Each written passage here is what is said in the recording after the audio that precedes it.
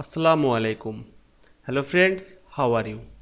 Welcome back to my another video.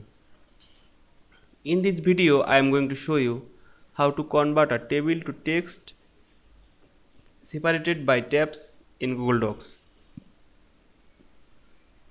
Let's get started. At first you have to open your Google Docs tab, then go to the insert menu, go to the table, insert a table. Now I am select all table, I am and paste my data.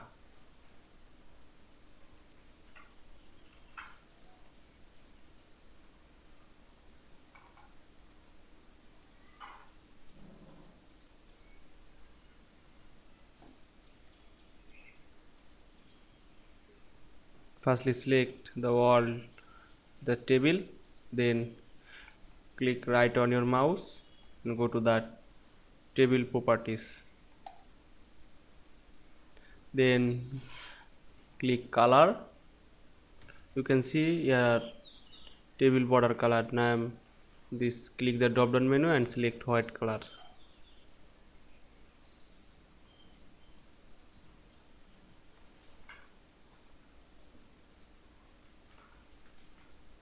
Here we can see convert a table to text separated by tabs in Google Docs very easily.